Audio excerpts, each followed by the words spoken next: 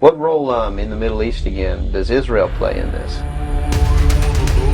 Israel was created as the instrument to bring about the Battle of Armageddon and the fulfillment of prophecy, a war that will be so terrible, where nuclear weapons will be used, so that the American citizens and the other people in the world will get down on their knees and beg for no more war. And what is the answer to that?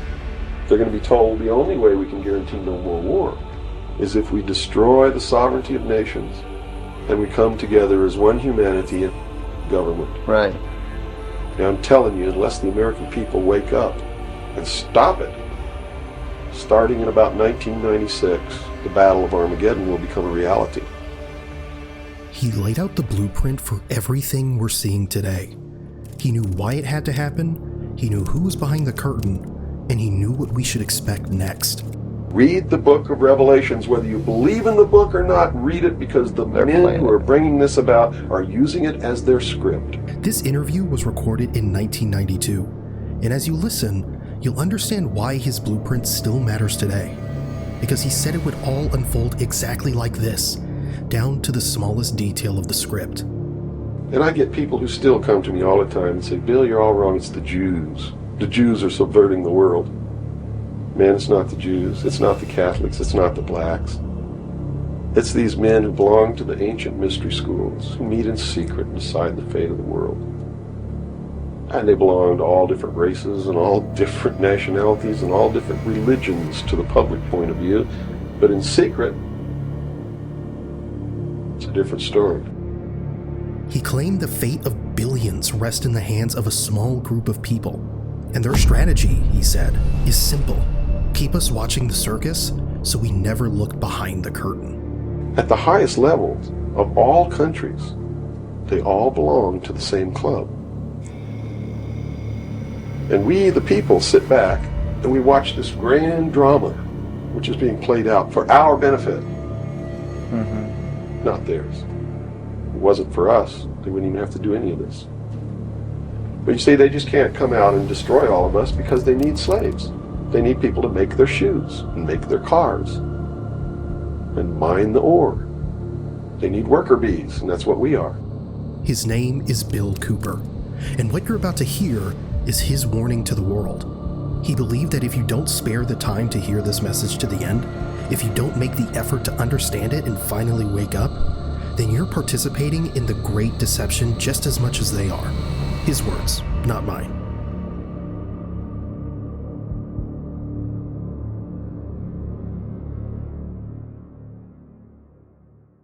George Orwell was just like me.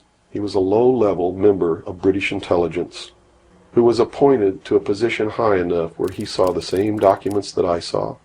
And he tried to warn the world just like I'm trying to warn the world, only he wasn't willing to take the risk that I'm willing to take. So he wrote it in a book called 1984 and spelled out exactly what's coming as a warning to the people of the world, as a work of fiction. But you notice that that work of fiction really stirred people up because they knew that it wasn't fiction. In their heart of hearts, everyone who's read that book knows that it's coming. Here's what Orwell understood. Control doesn't happen overnight. First you distract, then you divide, then you rewrite the rules so people don't even know they're being controlled.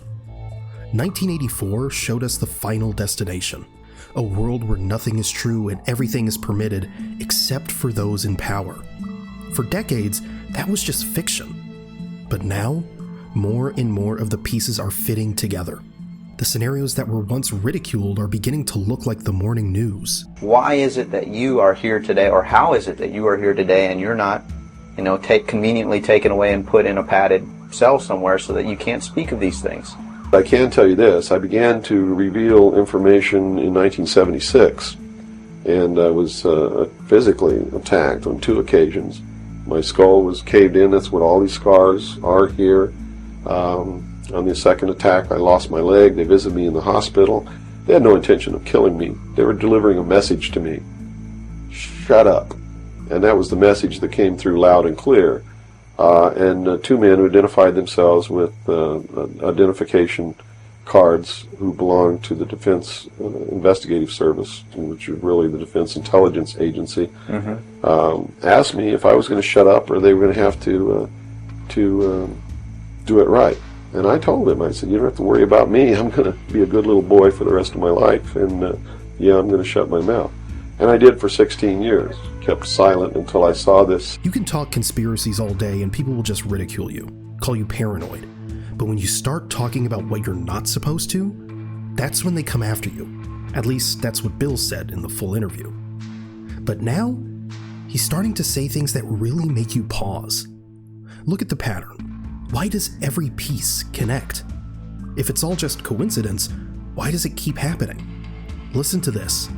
Either these men are following the book of Revelation.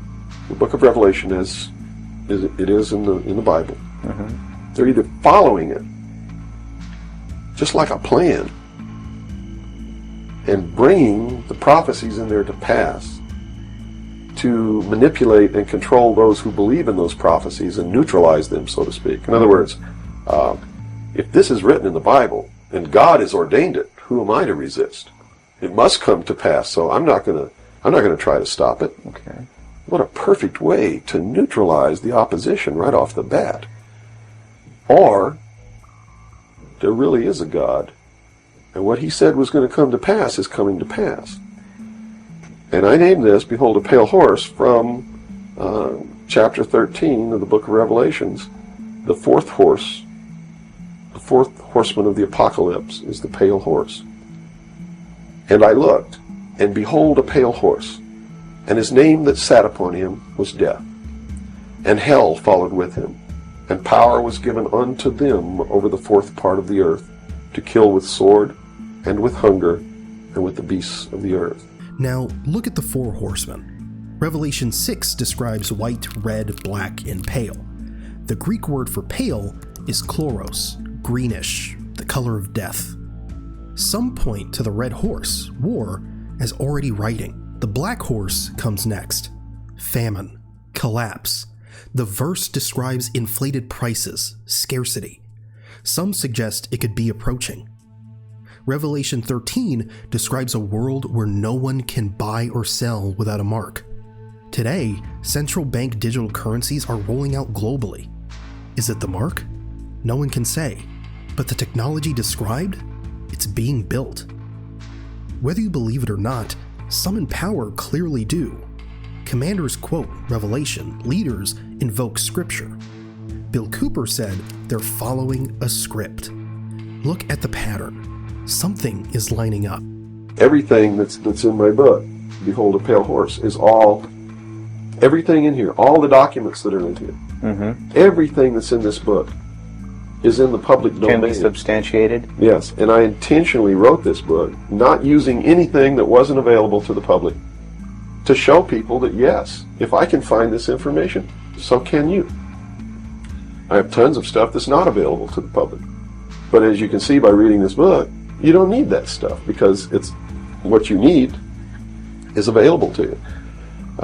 Public libraries are overflowing with the proof of what's really going on in the world, but nobody really utilizes it to the extent that they're able to pick this out and put it together. Another thing I've done for people is I've put it together for them so that they can see the overall picture rather than looking at small things and thinking that it's isolated. Nothing is isolated. It's all part of a big puzzle. Why is it that we can hear something this important and still forget it by tomorrow? Maybe we don't want to believe. Maybe we're scared. But I think it's something else. We're numb. Life grinds us down. Work, stress, the endless scroll, it all adds up. And then we turn on the news, hoping to understand. But instead we get noise, distortion, confusion.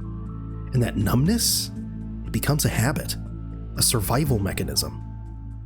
But what if that's exactly what some are counting on?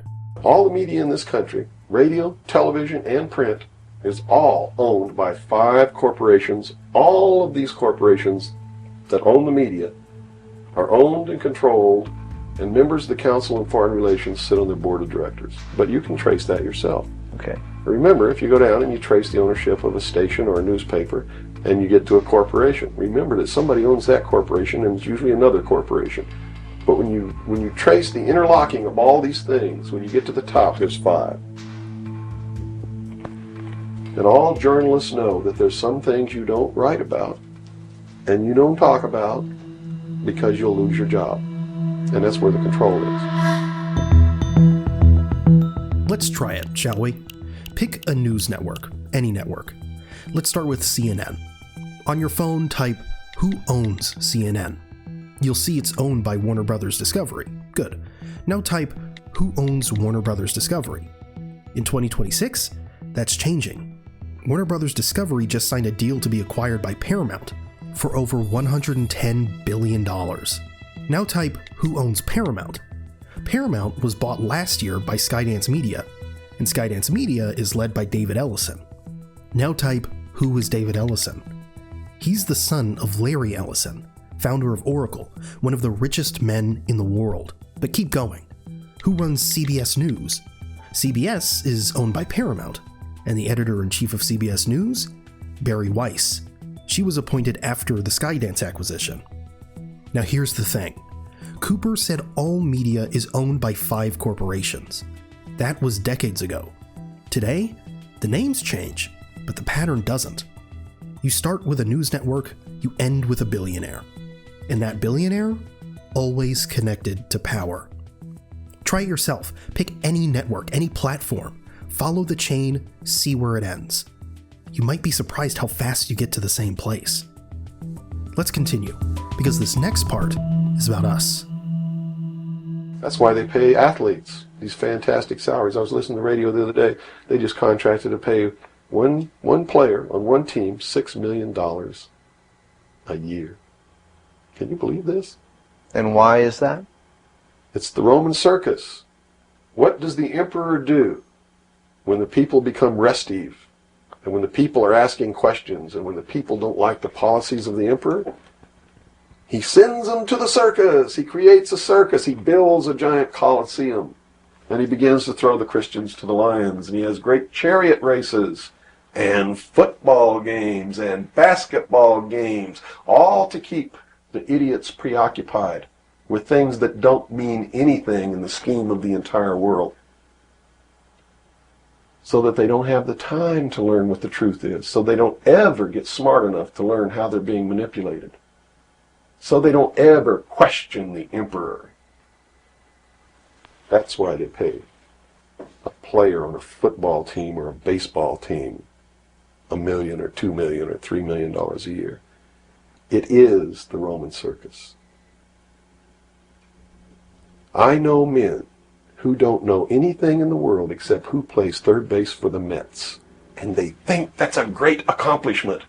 And they meet and pat each other on the back and bond and go have cocktails and talk about what this guy that plays third base for the Mets did in last night's game.